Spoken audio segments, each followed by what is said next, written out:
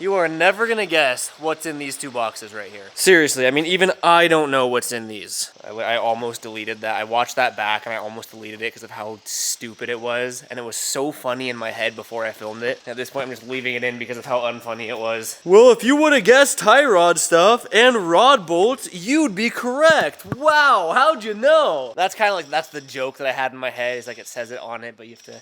Anyway, not funny. Okay, let's cut the yapping and just jump right into today's video. I've been documenting this entire build on this YouTube channel here, and if you watched the last one, you noticed that we needed to order these ARP rod bolts. Why they gave me such a big box for such a little package, couldn't tell you. And then this, the tie rod stuff, we might not get to this today. I really want to get this bottom end done because I am sick of having all this stuff taking up my welding table over here. And I mean, I'm just getting antsy. Like, I want to see this thing either done and we crank it and it blows up the second we crank it. Preferably not that option. Or the more preferable option is get it back in and have everything work perfectly and take it to the track. Here we have our new ARP rod studs, or rod bolts, I guess. And like I explained in the last video, that is replacing all of these rod bolts. We reuse the main bolts because I guess there's just regular like torque spec, like you torque them to spec, which is what the main bolts are. But then there's torque to yield, which is where you torque it to a certain spec and then you have to go like 40 degrees or 60 degrees. And these rod bolts are torque to yield, meaning they're pretty much one-time use because they legitimately get stretched out. All the videos that I watched on how to remove and install, oh my god, can you see that spider right there? That thing for sure lives in my welding helmet, bro. That is not good. All right, well, I gotta remember to check that helmet before I put it on. Anyway, all the videos I've watched removing or installing new rod bolts uses a hydraulic press, which I don't have. I think I could take it to the machine shop. It would take them 10 minutes, but I'd rather do it wrong myself than take it somewhere else to get it done right. As you can see, I tried this off camera and I actually got the rod bolts out, so let's get the other ones out. This might make some people cringe because it's not the right way to do it, but at the end of the day, I mean, if it gets it done, it works. I'll show you what I did on that last one. That right there. Okay. See, there's this really small lip to the side. Like that right there is the top of the rod bolt that we want to remove, right? And you can see there's a little lip right there off to the side, which is where I positioned the vice grip. There's like 2 millimeters that it's on, and then I have the other side on the rod bolt itself, obviously. And with a little bit of love, she starts popping right out. I let this one sit with some PB Blaster on it, and this one's actually going by way easier than the first one. Oh yeah, so I think letting it soak for a sec was a good idea. Nothing happened. It's fine. If you weren't cringing before, you are now, right? Just making sure there was no it landed on my foot first. My instinct was to put my toes out. Just making sure there's no dings anywhere. I'm like 99% sure we're fine though. Yeah, we're fine. See that though? It's pushing it right out of there.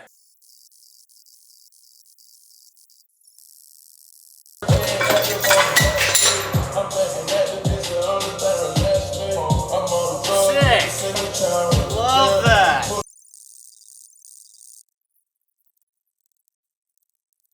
After a bit of a battle, I got all of the rod bolts out of all of the rods. I'm reading through the ARP installation instructions, and I knew this before going into this, but I'm reiterating it here. The connecting rod should always be resized after new rod bolts are installed, and I really don't want to wait on the machine shop again. This isn't a crazy expensive, high power, crazy absurd build by any means. It's the opposite of that. Realistically, I probably could have gotten away with the original rod bolts fine, but I mean, figured it's good to get the reps in because I've never done this before. I think what I'm going to do is I'm going to install them and press them in the wrong way. That's pretty much the opposite of the way I got them out. I'm going to go through everything I did last video, checking the oil clearance of the rod bearings. I'm going to do that again. And as long as the oil clearances are still within spec, I shouldn't need to get the rods machine, but again, we'll see. These ones look like they're gonna press in a lot easier. It's almost pressed in just like by my hand. So I have a socket here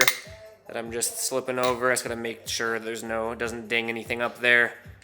But just gonna press it in like this. Oh yeah, look at that.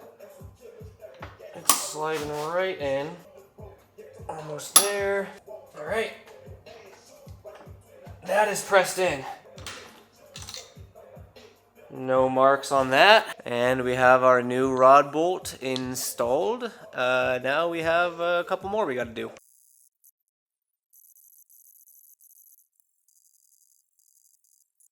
Alright, here's the part I'm not really looking forward to, but it is very important. I got all of the bearings back in, again, because I pulled them when I was pushing the old studs out, just in case. All of those are in, and then I went through and I deep cleaned everything again, including the crank journals. And I literally just did this a couple days ago, and I'm gonna do it all again. Apparently, pressing these new rod bolts in can actually change the geometry of the rod ever so slightly, which would affect the oil clearances. Honestly, I'm gonna be kind of upset if it did and I have to get the rods machined, because I'm not doing like some crazy built engine. It's a stock naturally aspirated KA. Like, maybe I'll boost it in the future, I do want to. But I mean, even the boosted KA and the S14, that's all stock, like completely 100% stock. Like, I boosted it with 200,000 miles on it and low compression. It's been holding up fine. Knock on 240. We know that the oil clearances were good before I put the new rod bolts in, so it's going to be a little frustrating if that threw it off and I have to get a machine now. If that happens, I will have wished that I didn't replace the bolts like I'm supposed to. I know I'm supposed to. I think it would have been fine with the stock bolts, but fingers crossed. We'll cross whatever bridge we have to cross when we get there.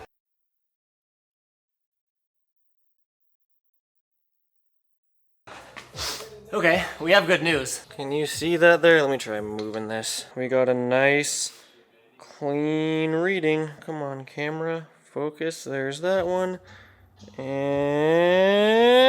there it is. I did this earlier already as I pulled each one, but I'm trying to get it on camera here. So that's in between 0.025 millimeters and 0.038 millimeters. Piston 2 is a little bit closer to 0.025. Piston 3 closer to 0.038. And number 4 is again in between 0.038 and 0.025. Again, here's the numbers we're going for. In between 0.01 millimeters to 0.035 millimeters with a limit of 0.09 millimeters, and we are well within that range. So we are good. I think it's finally time to actually install these and finish the bottom end. That's scary. I'm scared.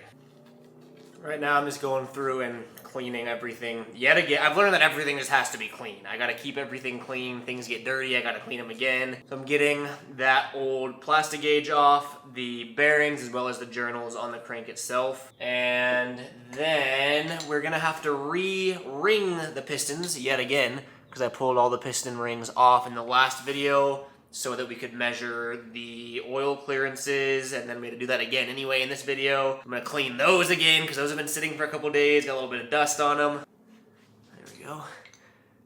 Nice and clean though. Oh, now yet again, we use our little pliers and put all the piston rings on. To be honest, I don't know if the order matters, but this is how I measured them when I was measuring the tolerances and like the gaps and everything. So I left them in that order. So that's, you know, cylinder 1 top ring, cylinder 1 second ring, and then cylinder 1 oil rings, etc., etc. And then I do still have to learn about staggering them, because like they have a little gap, obviously, because it's not a full circle. And I guess there's a rhyme and a reason to the orientation of those staggers, so I gotta look that up as well. But again, we're crossing all these bridges once we get to them. In the meantime, we are just gonna do what we know how to do. I've learned that the oil ring is my least favorite. That's that bottom one that has There's like technically 3 rings there. There's that like grooved kind of thing that you see, and then an upper and a lower ring. And orientation doesn't matter on that one, I learned. It does, however, matter on the other ones. There's a top and a bottom here, so I have it in the orientation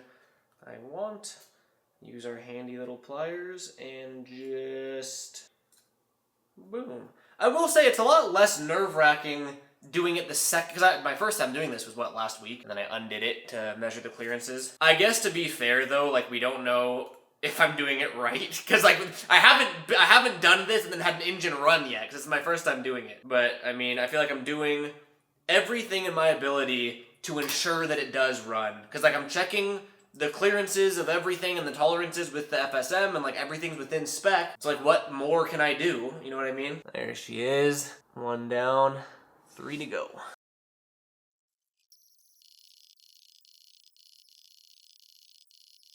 All right, everything is on, and now we have to stagger them correctly, and then it's time to put them in. Wow. Oh, man. Dude, I gotta stop wearing the shirts that I like when I come into the shop. Seriously?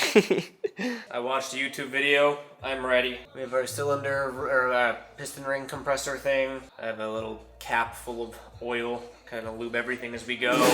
I cleaned the cylinders again until nothing was coming out of the the towel I was using. Oh man, I don't know why I'm so nervous, dude. Once I get one in there, I feel like I'll be less nervous. We're going, right? It's time to go. I also rotated all of our piston rings so that they're in the correct orientation, because that matters. And I'm just kind of gonna coat everything in oil. I just started filming because I don't want to touch the camera after this, so. Get all of this nice and lubed up. Try to get it on the rings as well, but without moving them from their orientation. You know what? Let's lube up the inside of this too, because essentially this goes on the block and we kind of hammer them in. So this should be nice and lubed. We want everything lubed. A little bit of lube never hurt anybody. Okay, now with our oily ass hands, put this in there. All right, I got this tight on the piston. So right now it's squeezing all of the rings. We can we're gonna fit it in the block. Should I also put my assembly lube? Because yeah, we're dropping it in, I guess. I'm also putting assembly lube on the journals, because once we drop those pistons in, it's pretty much go time. And then I gotta do the bearings as well. The assembly lube, this is my first time ever using assembly lube. It's way thicker and more like viscous. Is that the word? I'm just making sure everything is lubed. All right, I'd say all the journals are good. We can go ahead. Love that. Flip that over. Assembly lube in this bearing. Here it goes. We're doing our first piston. This is piston 1. Make sure my orientation is correct. Okay. Wait, hold on. Back it up. What am I doing? I'm installing the piston upside. I'm so used to having this row. Okay, my bad. Okay, still facing the right way. Now we just sort of lightly tap it in. Oh, imagine.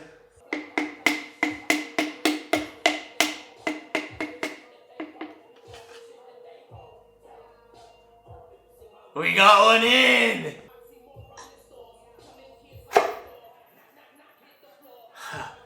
We're all the way in. We're on the crank. Oh my god, that is stressful. Okay, I'm gonna do the next 3. Okay, so the only thing that I was like, I don't know if worried about's the right word, but the whole reason we got those new rod bolts is because technically once they're torqued to yield, so once you tighten them all the way, they stretch and they're more or less one-time use. The problem is, to check those clearances with the plastic gauge, we had to torque them down all the way. And I was doing a bit of research, and it comes with this ARP assembly or ultra torque assembly lubricant, which supposedly this you can reuse it, at least in the sense that I can check clearances and then back them off and then reapply this, torque it down the reel for real. That's just what the internet told me. I mean, regardless, I have to check the clearances. So this is the real time though. So we got piston 1 in, and now let's get it in there. So I know the camera's far away, but I'm trying to avoid the camera's already covered in oil from when I pick it up. I did this once already. You might have seen it in the time lapse, but you're supposed to coat the threads in this ultra torque assembly lubricant, and then also the like mating part of the nut. And now we can torque it down for real, and then we'll officially have 1 cylinder in our 4-cylinder engine.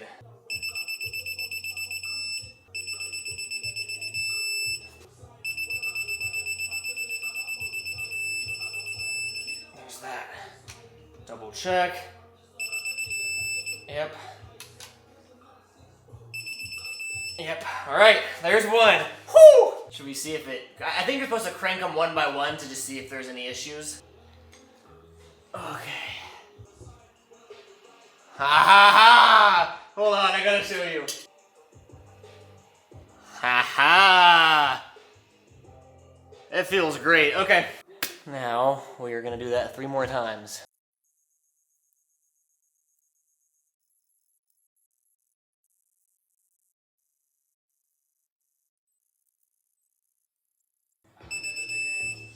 Ladies and gents, we did, well, I won't say we did it yet, but we're done. Let's flip it over and give it a crank. All right, let's give it a little manual crank. A little manual crank, never hurt nobody. Oh yeah. Oh yeah.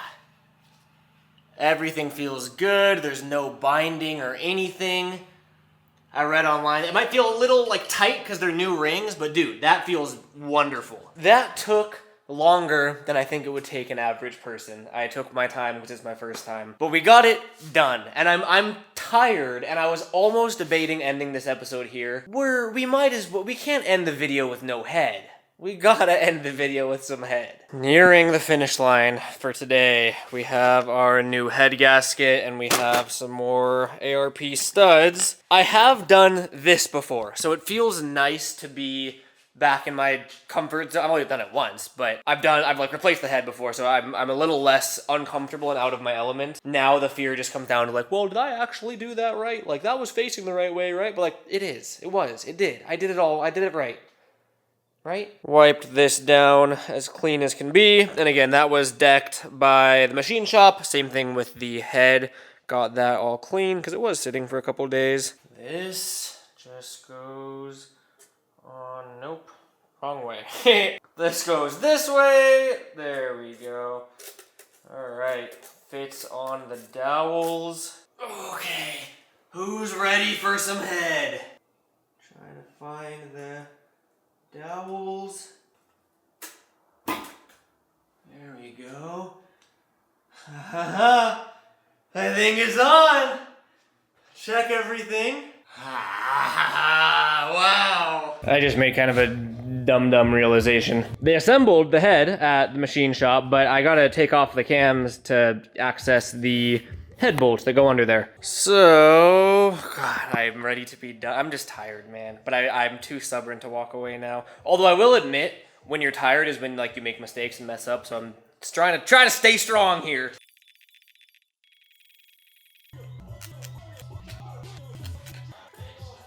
Again, all of this is pretty self-explanatory. I just have instructions that I am going to follow. So what I'm doing now, I got all of the, it's really hard to see, they're in there. I got the studs and washers on, and then just per the instructions, I'm just getting them all hand tight for now. They're all lubed up. Then we grab the nuts and we lube the nuts up. And then we torque them, and then we're done. The last stage of this is, so you're supposed to tighten it in 3 equal steps to 70 foot-pounds. I'm on my 3rd step. I did 25, 50, and 70, or this is gonna be 70.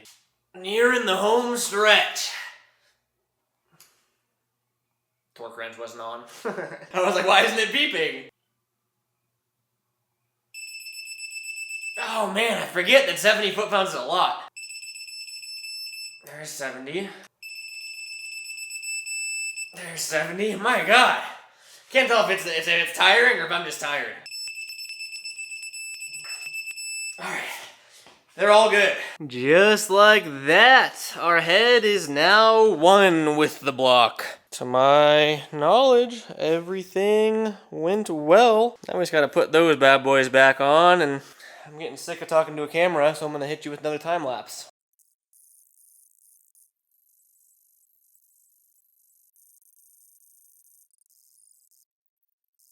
There it is. Where is my face? There it is, the last one. There it is. Actually, I'm gonna check them all.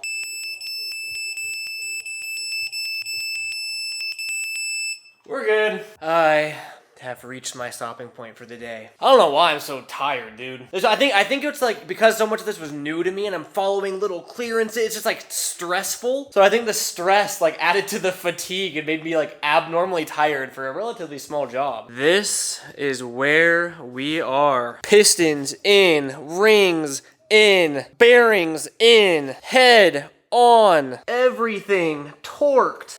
We are not getting to the tie rod stuff today. I can promise you that. It's not even today anymore, dude. The sun's setting. Look at this. The sun is just about gone. You're next, baby. Well, I have too many projects, dude.